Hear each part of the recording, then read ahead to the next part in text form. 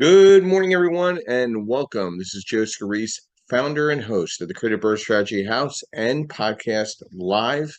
We provide education, networking, and strategy every Saturday and Sunday morning. Saturday mornings, 8 a.m., and Sunday mornings, 9:30 a.m. Eastern Standard Time.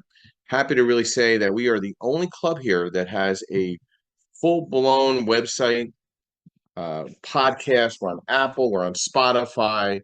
We're on LinkedIn. We're on YouTube, Facebook.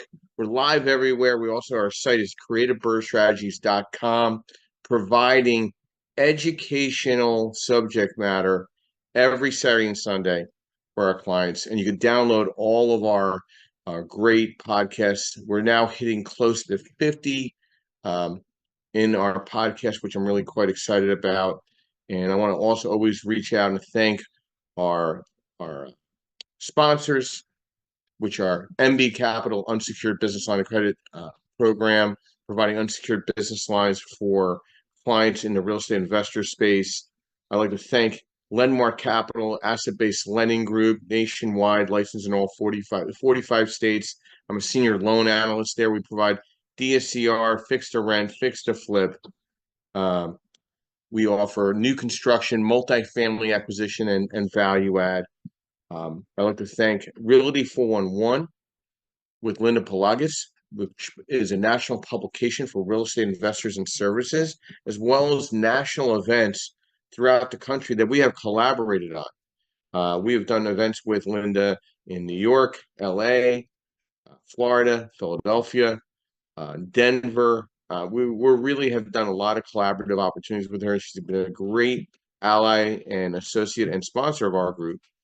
And then we have uh, Perkatech, which is our social media strategist, Yordell Perkins, who's really the backbone to this entire uh, podcast, uh, graphic work, soon to be hats, shirts, cups. We're rolling that out as well.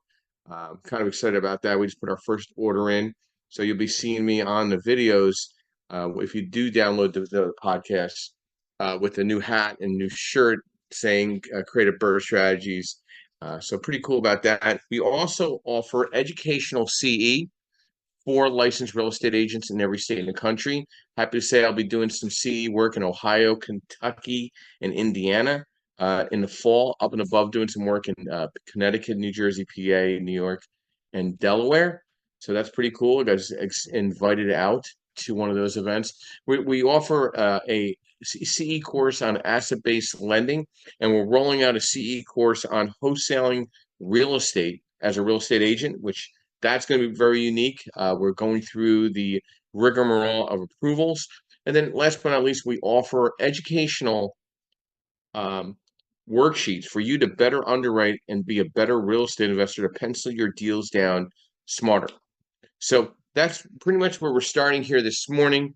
The discussion this morning, partnerships, the good, the bad, the horror stories in real estate. Um, we'll kind of leave it just the good and bad and the ugly horror stories. Just it doesn't always have to be a business partnership. Real estate investing can be a very lucrative endeavor, but it also comes with its fair share of challenges and risks. Some we'll try to illustrate some good, bad, and downright horror experiences for real estate investors, whether it was a partnership or just the deal itself. You know, partnerships work if everything is extremely transparent. Transparency and true communication is so important. You just can't do things, I'm sorry, on a handshake. It just doesn't work like that. And when it comes to the legalities, to the fallout of a partnership, it can cost a lot of money. It could be really, really, really bad. And I've seen some great partnerships and I've seen some really bad partnerships. So let's get started with our ladies, of course, our roses amongst the thorns. Good morning, Amy. Welcome. Brief overview, who you are, what you do, and thoughts to the discussion. Partnerships, the good, the bad, and the horror stories in real estate. And I know you have also a membership going on to promote for the Prop Tech Council as well.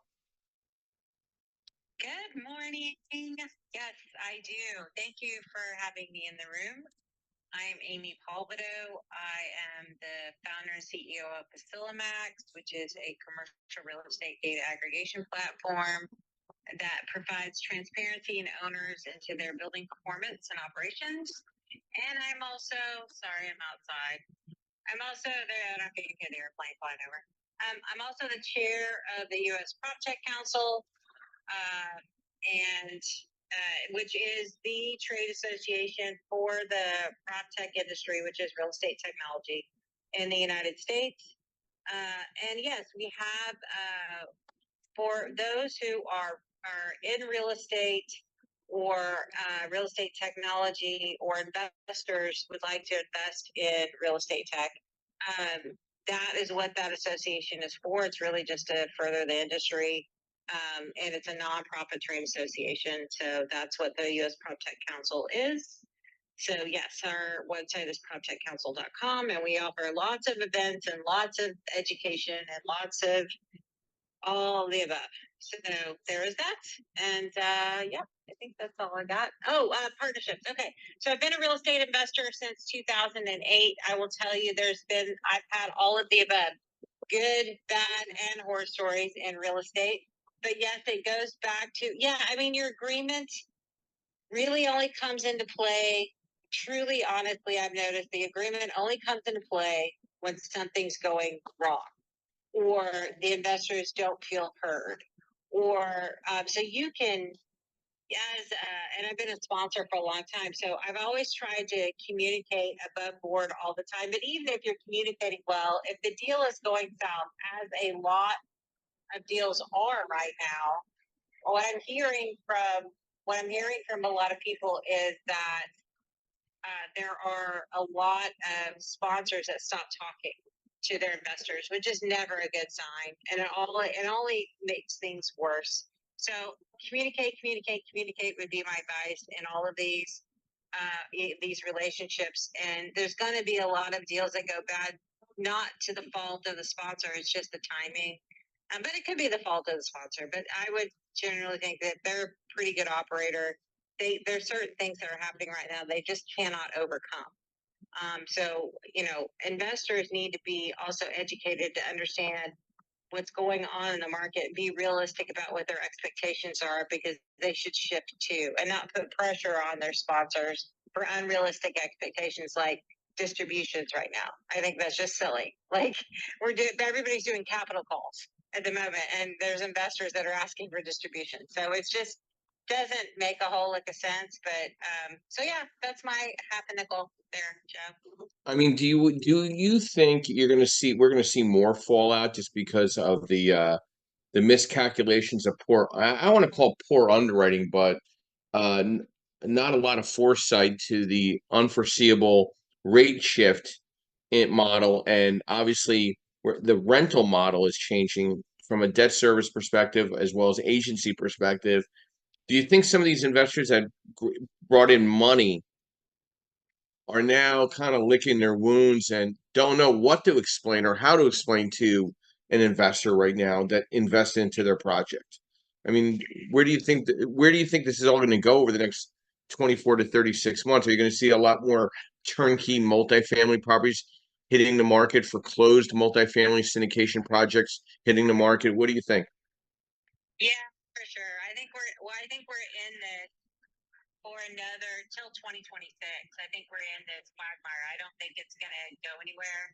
I will clarify that my crystal ball is broken, so don't hold me to any of this. But I really do think until, based on what we're seeing now, until the jobs numbers, where until employment increases, that's what I think everybody at the Fed is waiting for. That they really, really hurt the economy enough that there's now higher unemployment, so that they can curb inflation. They're still not curbing it. They're not going to lower interest rates, so we're stuck in this weirdo environment.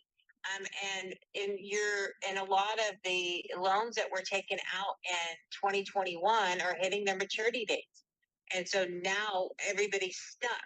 They're underwater because they have to buy into the refis, even if they have the cash to buy in. right? So a lot of these smaller syndicators don't have that ability. So if you're sitting on pockets of cash, which is what a lot of people have been doing since 21, have been just sitting and waiting and biding their time and waiting for this like evidential tsunami of foreclosures and all these other things. It's just been kind of slowly creeping out there, but it hasn't hit yet. And so, I mean, really, truly, it's which is if you go back to '08 when I first started investing, that tsunami of properties really didn't come around till 2010, right? I mean, so it takes a little while for it to work itself through the market.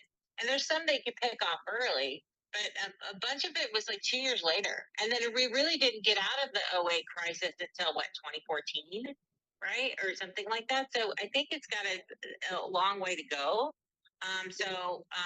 For those that are hoping that we'll get in and out of it quickly, it's not going to happen. We're in this grossness for a little while.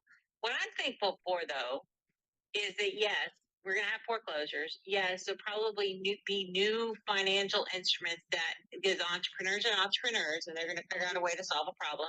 There'll be new financial instruments that come about to kind of try to mitigate some of this stuff, and so that they can make better decisions, or maybe more bridge debt will come. I'm not sure, but I just think that there's going to be some solutions that can be offered, but some of them just can't even save. They can't even save it, so they're just going to go to foreclosure, and people are just going to have to regroup, and people are going to have to take losses. They're going to have significant haircuts in some cases, for sure. So my take from what Amy was saying, and thank you, Amy. Some key takeaways. Okay, the most successful real estate partnership is going to outline expectations and responsibilities. Okay, for the good, bad, and the ugly. I do foresee some not so good news on multifamily, commercial, office retail right now. And I do agree with Amy. The job reports and the unemployment reports are not really shedding any positive light, and they're kicking the can to get past this presidential election. Obviously, they're trying to favor it one way more than the other, and it's very apparent. And so they're trying to just kick the can so you don't really see it. I mean, if you're in the capital markets, you're in the investment space, you see it as crystal clear. Okay. While real estate investment partnerships minimize individual risk, it also limits the potential rewards for a real estate investor.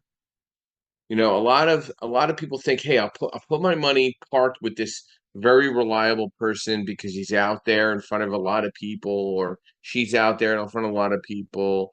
And then they put the money in and everything kind of goes silent. Um, to me, I've never enjoyed not having full accessibility to my money in a partnership. I want to be in the forefront. I want to know what's going on. I want to be part of the underwrite. I want to be the part of the final decision making. I want to be constructing that LLC formation and partnership, have transparent conversations about the good, the bad, and ugly. I think it's extremely important. You know, and when investing in real estate, you're trying to build financial security and generational wealth. There's obviously a risk whether you buy a single family home or 100 unit. It's the same risk. It's your money, your financial participation, and you need to have the right power team. You know, I'm not an attorney, nor am I a CPA, and I'm not here to give you direct advice. Okay. That's why you hire people. You don't go on Facebook and try to get a legal answer by self-proclaimed lawyers and CPAs. You go and retain somebody and spend the right amount of money for structure, for transparency, and for communication. Because I'm telling you, there's some really great partnerships out there because there's transparency and communication. That's sometimes half the battle. You know, identifying a power team and a partnership with diverse skills and expertise, and also access to resources, specifically money, whether it's equity, or the debt. And then obviously breaking down responsibilities are going to be very important to ultimately minimize risk. Some cons to investing in real estate with a partnership: splitting profits. Again, that could be based on who's putting what in. Conflicting ideas, personal conflict, unequal involvement, tax obligations or impacts. But some tips to think about are defining clear roles and responsibilities, discussing and being very transparent to finances, legalizing the agreement with a legal team, understanding everyone's strengths and weaknesses, and choosing your partners carefully. Linda, good morning and welcome. Brief overview, who you are, what you do, and thoughts to our discussion this morning: partnerships, the good, the bad, the horror stories in real estate.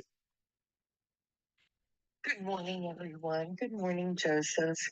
My name is Linda Pliagas, and I'm the founder of realty411.com. We are a news and information website, and we also produce digital and print magazines. We host in-person and virtual events. We produce webinars, podcasts, and more, all in an effort to help investors on their real estate journey. I've also been a real estate agent for over 17 years. I'm based in Southern California. Happy to be here. As far as real estate partnerships are concerned, they are a great way to purchase more property than you would be able to on your own, but you do have to be careful. First of all, be cautious with who you get into business with. Be sure that you do due diligence on everyone that you're doing business with by doing a thorough background check on your prospective partners. Do they have any judgments or current liens on their own properties? Have they claimed bankruptcy in years past? Have they ever been foreclosed upon? You need to find out all this information before you get into a marriage with someone. Because guess what, folks? In essence, a business or real estate partnership is a financial marriage. And we all know that divorce is ugly and can also be very costly. If you're going to get into a partnership with someone, I recommend you do it with people that you respect, that you admire, and most importantly, that you trust. Have a clear understanding of what your goals are in the partnership before you enter the agreement. And if someone or something doesn't seem right, or something's bothering you, please speak up right away. As a partner, you have to speak up when something doesn't seem right. It's important to have open communication and complete transparency. That really is the strongest foundation to a positive partnership. And I do have a real estate partner. My husband is my real estate partner. We've clashed on deals. He's been wanting to do things one way. I've been wanting to do things another way. Sometimes we disagree on the best way to rehab or what needs to be done on a property. Definitely, you want to hear the other person's point of view and take their side into consideration. And at the end of the day, you know what? Your peace of mind is so important. Remember that no deal is worth losing your peace of mind, your marriage, your family, um, or your friendships, your long-term friendships. It's not worth it. So the best way is to have clear communication, clear transparency, and open and honest communication with your partners. That is so important. Put everything in writing. I agree with Joseph. A handshake will not work. You need to put everything in writing. You need to hire an attorney to be on your side to review any contracts that you sign before you sign on the dotted line. I hope these tips have helped people. And please go to our website, realty411.com, when you can, to find out more information, tips, and strategies. Thank you, Joseph. Thank you, Linda. Please stay on mic. How was the webinar yesterday for Realty 411? Yes, it was wonderful. We had a lot of new people, not only from the West Coast, but from around the country. Saw a lot of new faces. So, it was really positive. I think we gave some wonderful information and people were really pleased. And I look forward to having you join us on our next one as well. Yeah, I'm sorry. I got offered an opportunity, very unique opportunity yesterday to present and speak at a Subject 2 event in New York with the Pace Morby Group. They got a huge following, and they're really growing in various markets through the country. And this event was just one. It was in a great area in New York, down near Washington Square Park. Um, but but it was just everybody was just engaged and passionate. They were really, really, really engaged to what they were trying to accomplish there that day. There was about 75 people, but I got to meet every single person. Everybody was welcoming. Everybody was open to possibilities. It was a very transformational Saturday. I mean, it was just the people, when you're at an event on a Saturday and you're meeting people, they're typically a little more engaged than the weekday, morning or evening event. It's extremely different. And I did appreciate the opportunity to go there and speak and meet the leaders there because there's so many other events that are coming from it. But I'm sorry I missed the event, Linda. And I know you always put on some great webinars. Anything coming up that we need to be aware of and keep our eyes open for? Yes, we will be putting together some other virtual webinars. So we'll definitely let you know about those and let everyone know about them as soon as we have them up on the calendar. In the meantime, we do have an in-person event coming up in Southern California on August the 3rd. For those of you who are near the area, we invite you to attend and we hope that you can make it. But as soon as we plan another virtual event, I'll definitely let you know, Joseph. You'll be one of the first ones that I call to schedule you in. I really appreciate that. And from what Linda talked about, business business partnerships are marriages. I mean, if you're married, you understand you signed a contractual agreement to love somebody and be part of their life and be present. Okay, not the same completely where it comes to a partnership in the LLC, but you have committed to working with somebody in the success of that entity, the success of that asset. You can't lose sight of the big picture. You can't fail to plan. You have to talk to one another. You have to work through potential incompatible personalities. These are the biggest failure pieces of a partnership in real estate. How do you choose your business partner? Who's adding what resources? It needs to be defined. You need to cover your weaknesses. You need to have a division of tasks, and it has to be detailed. There has to be an accountability, whether you hire independent bookkeeper or CPA, but there has to be accountability. You need to split the risk, and it needs to be documented in that partnership documents. And you need to network together. If it's a syndication and you're trying to raise money, or it's an opportunity, a business opportunity, the transparency needs to be there. And there has to be a set role of confidence as well. Good morning, Anna. Welcome. Brief overview, who you are, what you do, and thoughts to partnerships, the good, the bad, and horror stories in real estate. That's a lot. Good morning. I'm guessing it's 5 to 10, so you're wrapping up. I'm No, coming into no, we go. We're 9:30 to 10:30 on Sundays. Wonderful. So I didn't miss too much.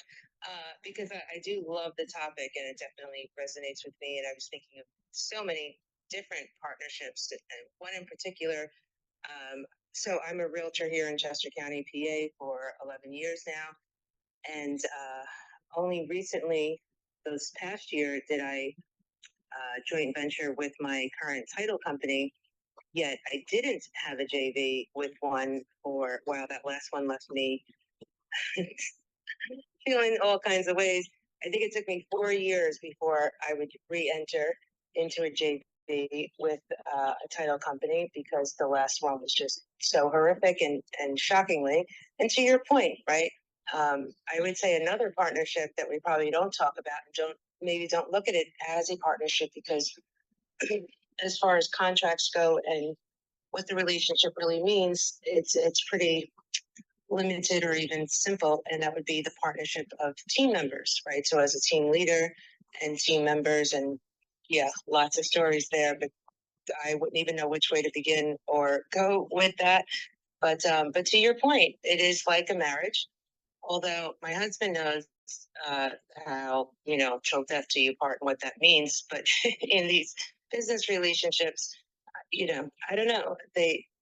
There's an expectation, or at least an assumed one, possibly, and to your point with transparency, that you do believe is going to happen and doesn't. And so all I would say is to take more time and slow to partnership and quick to resolve it and dissolve it if it's not working for you, because those partners are part of your brand and your reputation. And if it's not what you expect, and if you don't feel comfortable putting them in front of your clients, and if you're only putting them in front of your clients because of that affiliation and because of that venture, that certainly is a problematic situation as well.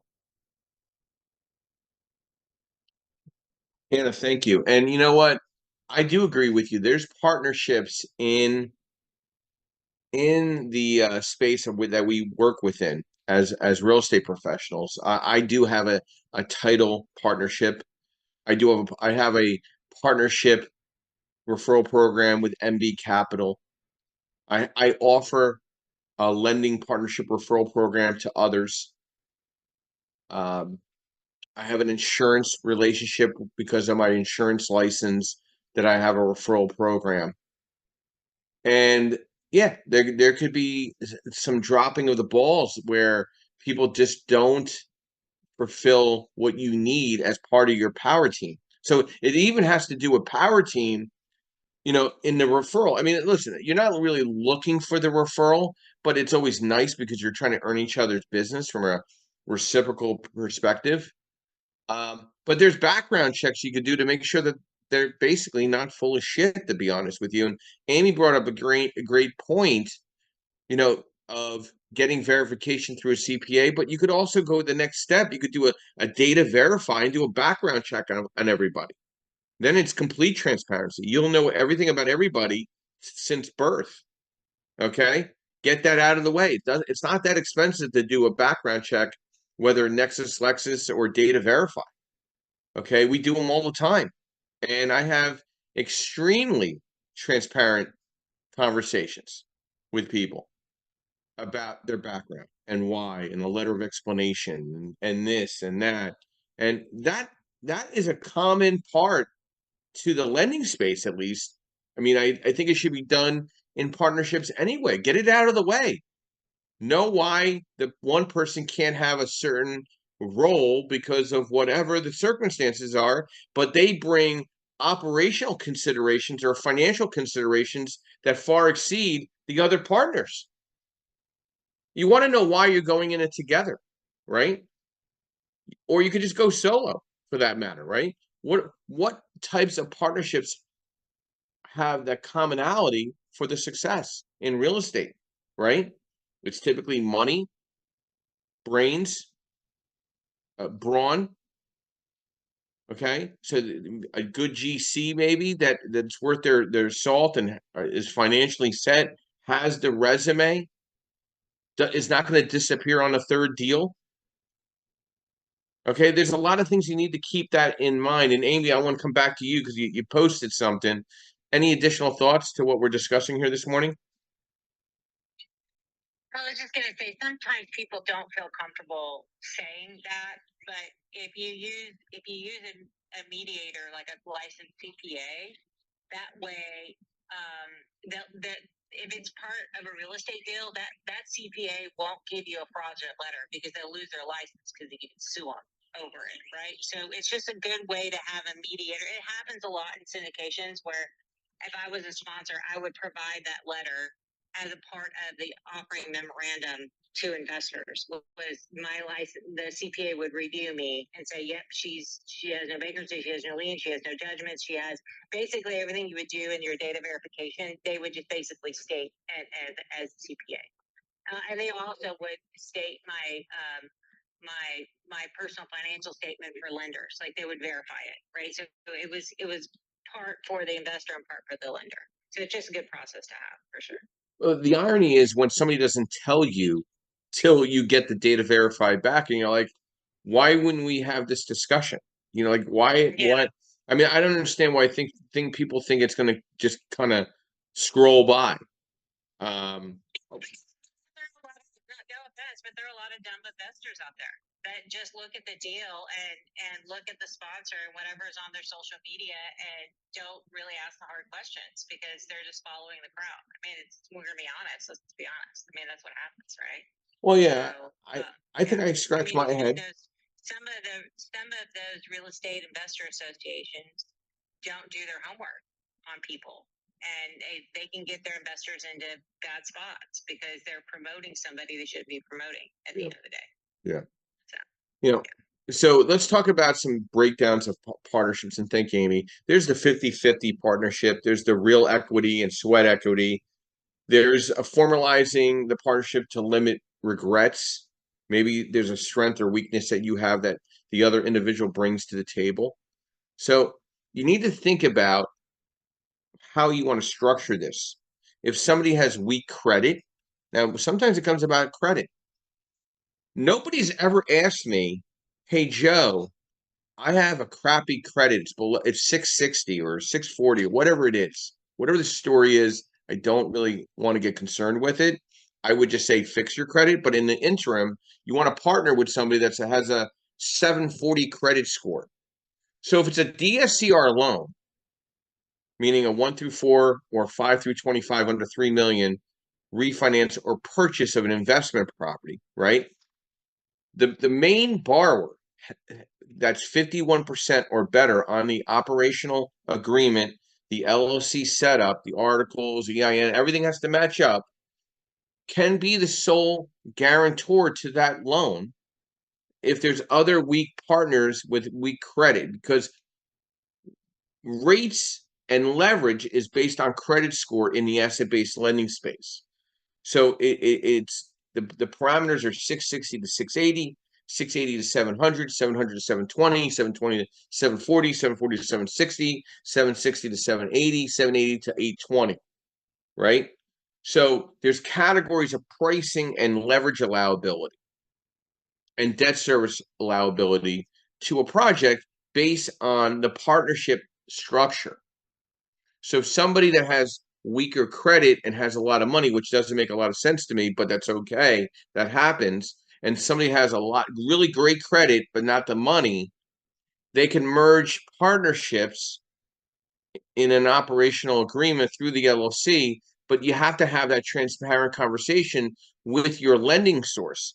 Do they allow that? And then on the bridge side, more the fixed to rent, fixed to flip, and value add, the percentage of ownership must be under 20%, but I'm still going to want to see what that person's about that's at 19% ownership. I want to know who they are. I'm going to require data verify. I'm going to also require to see what their credit looks like, even though they're not going to be part of the guarantor of the loan. I still need to know who they are. The drape's got to be open, and I need to have complete transparency. You should be having these conversations preliminarily with your lender and your attorney and your CPA for what this impact's going to look like when it comes tax time based on the partnership ownership and how that's going to look like on that specific property. Bob, good morning. Welcome. Brief overview, who you are, what you do, and thoughts to partnerships, the good, the bad, and horror stories in real estate. I'm sure, Bob, you're going to have a plethora of discussion. You, Joe, ready for this one, Joe? Yep. Strap in. I'm ready. I'm going to go on a rant here. Okay. So my name's Bob. I help people set up corporations and LLCs. I'm not a lawyer, so this is not legal advice.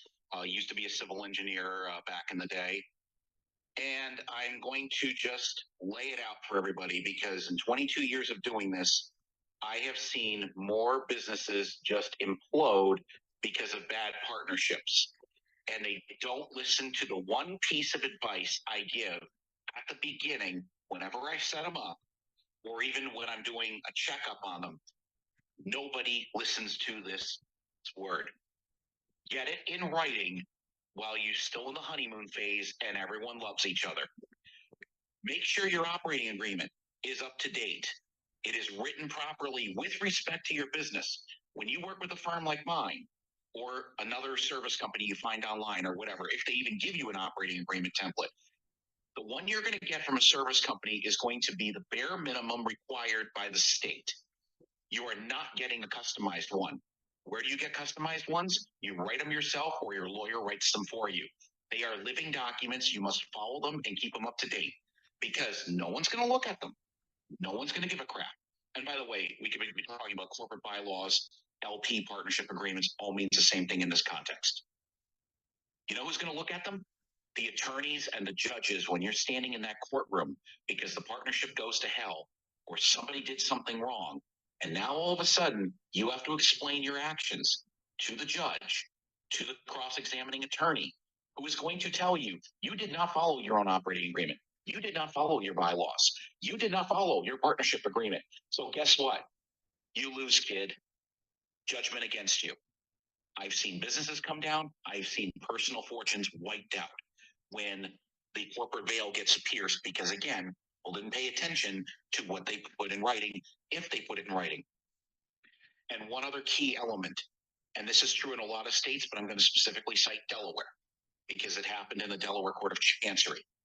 In Delaware, and this is true in many other states as well, operating agreements may be written, oral, or implied. Now, here comes the problem with the oral or implied. If either party doesn't recognize the other person's claim on the oral and implied part, the judge will, the judge or the chancellors, as they call them in the Delaware Court of Chancery, has said, well, since you didn't put it in writing and you disagree on what you agreed on, I have no choice but to follow the state default rules. And nobody's going to win in that case. State default rules basically mean that the operating agreement or bylaws can override what's written into the law over how a dispute is settled. Take a careful look at the Limited Liability Company Act or corporate law of your state where you're incorporated. I guarantee you the stuff is spelled out there. You're not going to understand it. You're not going to want to understand it. You're going to want to get your own agreement in there to override it.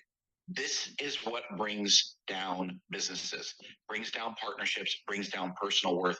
And I'm sad to say, in a few cases, I've witnessed brings down some marriages too. So it's the number one thing Get it in writing, keep it up to date, and follow it like the Bible. Joe, I'm ending my rant there. That was not intended as legal advice. So, Bob, stay on mic, please. And it's almost a perfect storm because you and I have great conversations as I'm driving back from one event or another. And what's going to happen with all these individuals that are not re-upping their registration with you with an LLC, and they go to a lender and they think their LLC is legitimately up to date and they're not even protected by their registered agent? Where do you see the fallout there? And if there's partnerships that are limited or full general partners, they find, and as they find out, what happens here? What's the fallout? What's the repercussions? So a couple of factors can come into play here. If we're talking about people that are going out to get a loan and they did not maintain a registered agent or allow their annual reports to lapse, they will not be able to get a certificate of good standing. Now, here's what's happening to the clients that we are resigning as the agent from because they haven't paid their bills. And in some cases, we found they haven't even paid the state in multiple years. So we're not even offering a renewal to them because they're clearly not paying attention to the obligations. And frankly, they make us look bad to our own regulator when they don't follow the obligations, because we start to get questions, why do you have so many that aren't paying? Bottom line, when we were in this, again, most of our customers are Delaware, so this is why I'm going to explain Delaware. But if we went to Wyoming, Nevada, Texas, Pennsylvania, it's all going to be something similar. What's going to happen is when we resign as the agent, they will get a letter from the state. They have 30 days to act. They must pay all past due balances, clear all delinquencies to come back into good standing, and get a new registered agent in place. If that is not done in 30 days, Delaware voids the LLC. All liability transfers from the LLC to the partners. No limitations. It goes to them. Now, guess what happens? Let's say, Joe, you decide, you know something, I need to see 3 years after you do a loan or whatever, and I'm just going to make some numbers up here. You get suspicious for whatever reason, and you say, I need an updated certificate of good standing, and they don't produce one. You go on the state's website, and what do you see for the status? Void. You're going to call that loan?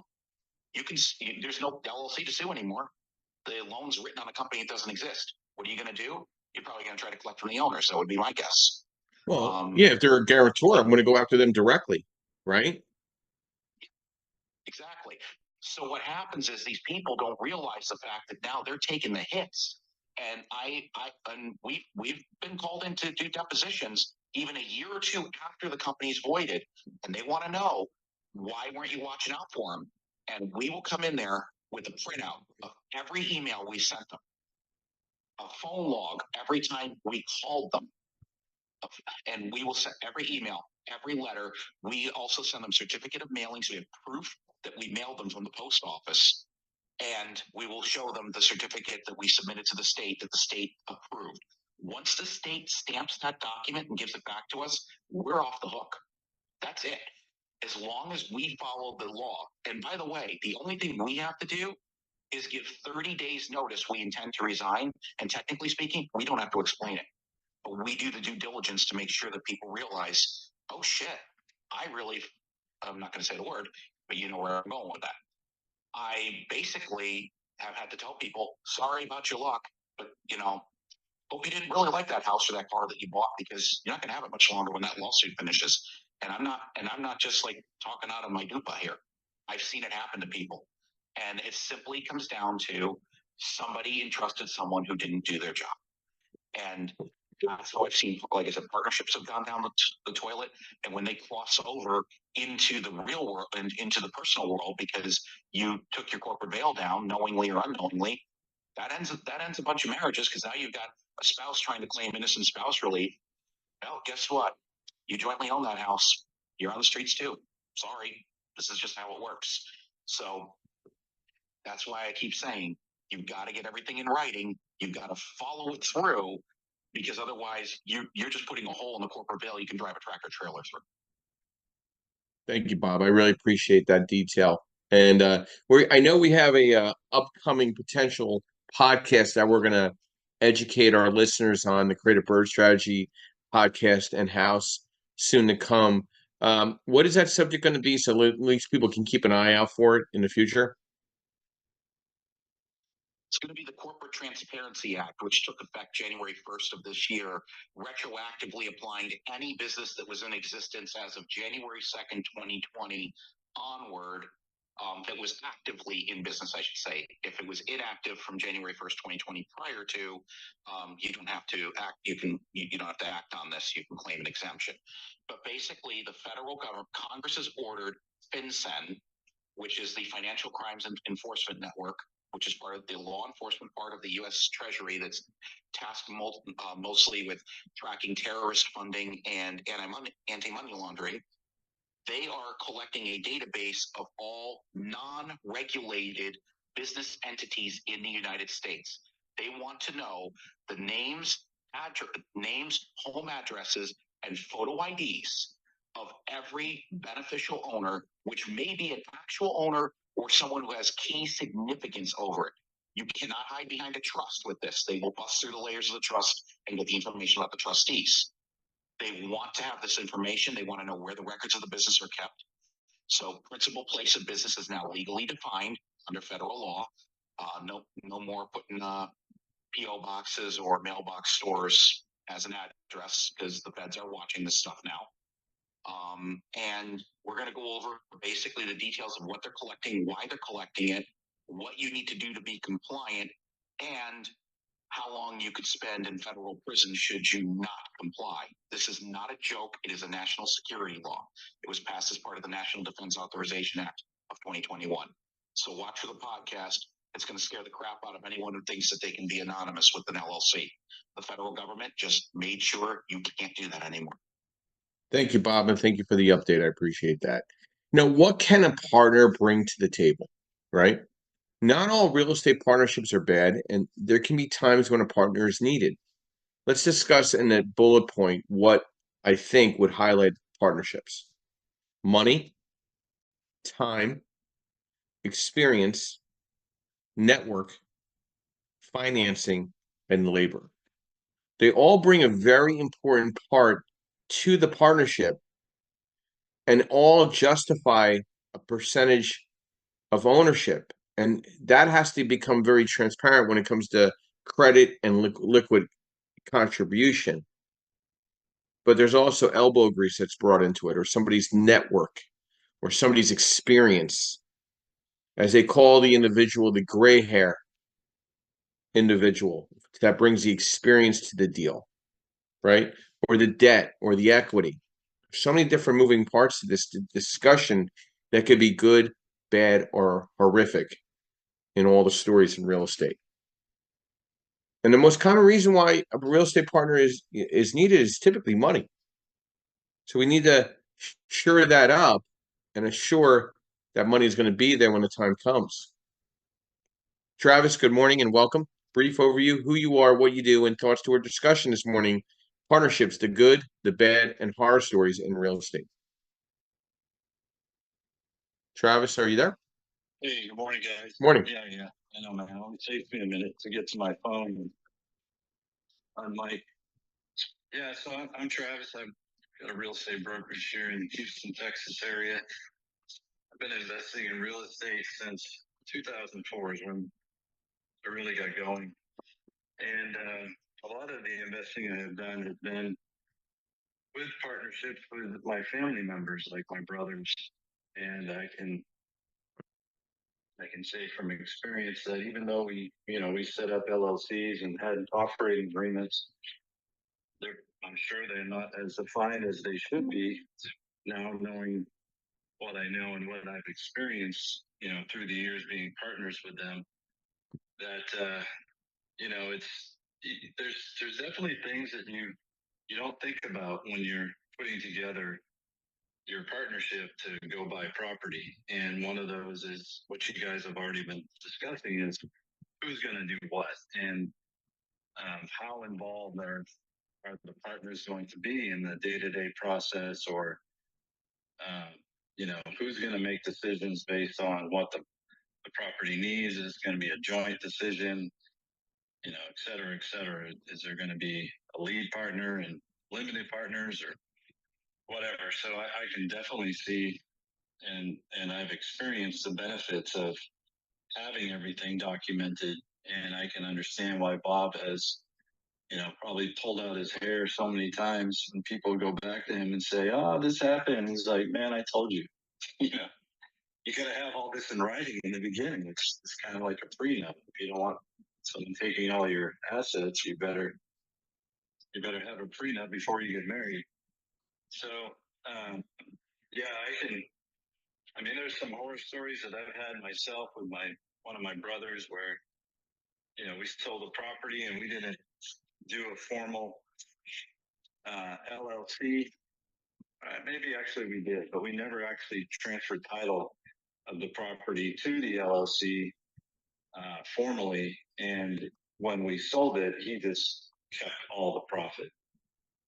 Didn't give me my share, which, hey, he's my family. It's a shitty thing to do.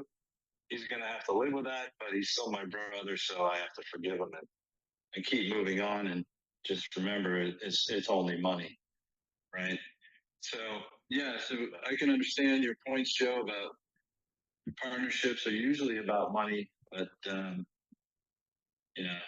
money can be the root of all evils. And yeah, at the end of the day, are you friends with these people? Are they your family members? That's more important than anything, I think. No, I agree with you. So back to you. Yeah, no, Travis, you hit some great points on the family friend side. Another thing that people don't think about is when they're flipping properties, the exit strategy if you don't flip the property. Like what happens? Like what's the exit strategy if somebody does not qualify for the deal on the back end and you have to hold the property?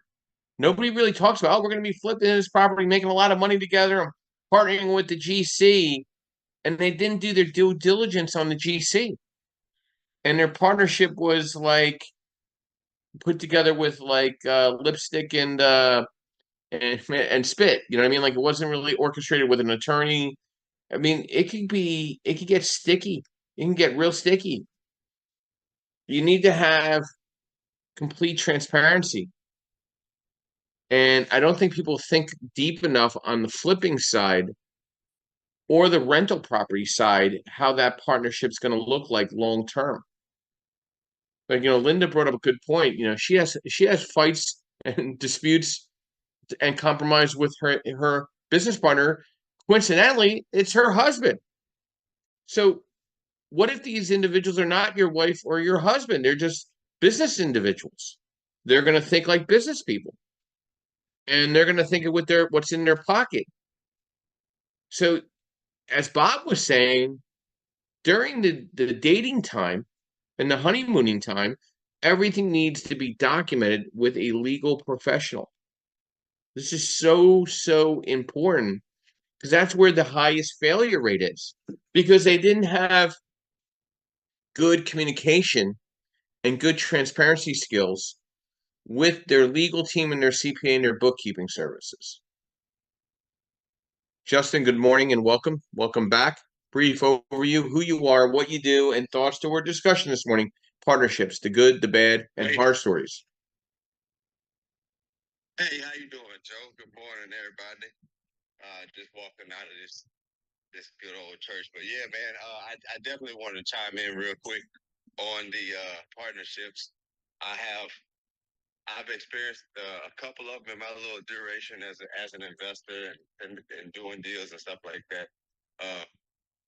My experience, I'll be kind of brief because I've heard some really good stuff. I had to turn it off for a little bit, so I had to go back and listen. But anyways, my experience is people change sometimes, right? I think partnerships have to be very defined. Me being, I guess, a younger guy, and diving headfirst into some of my deals, right?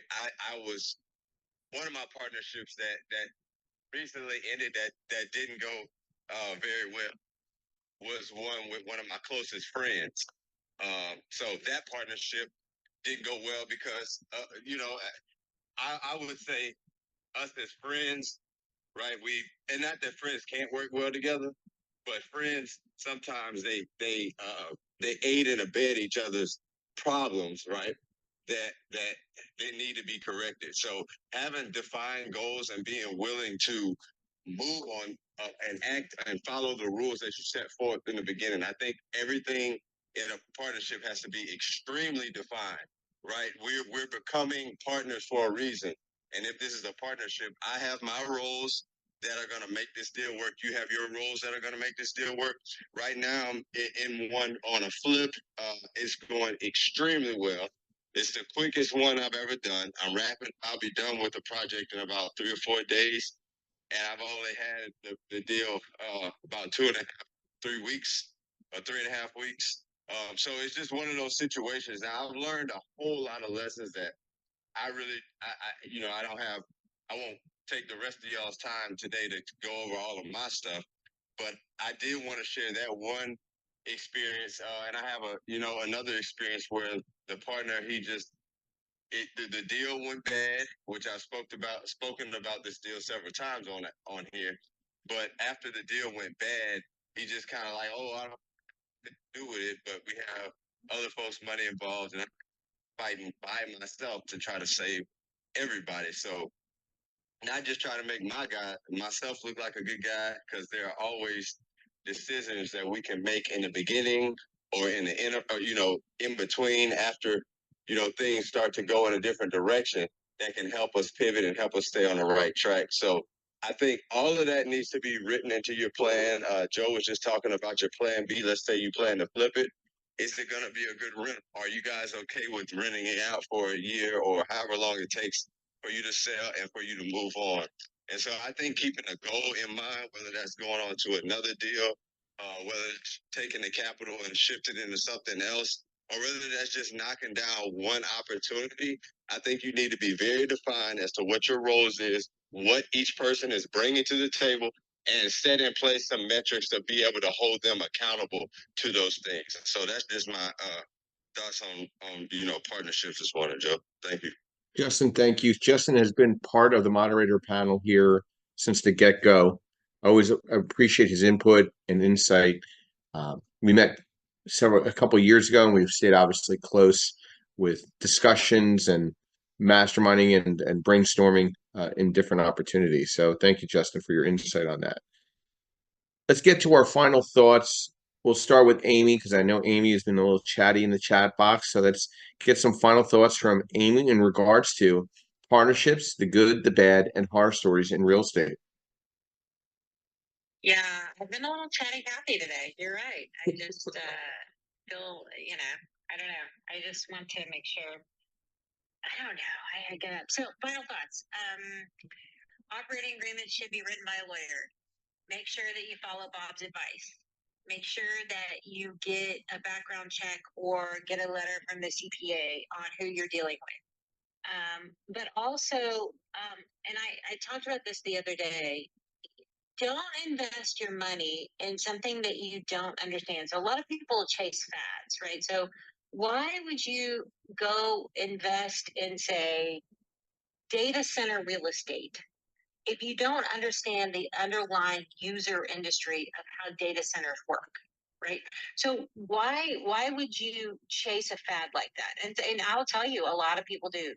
Or they'll be like, everybody's investing in industrial real estate, so I got to get into industrial, and they don't understand the fundamental dynamics underlying that, how that asset's going to perform, or whether the tenant's going to get up and walk, or how the property management company has to perform, or any of those great things. So just make sure that, yes, check up all the partnership, check on everything, but make sure that what whoever is leading the investment decision also has a really good understanding, but you too have a good understanding of what that investment is. So that would be my other half a nickel. She got a full nickel out of me today.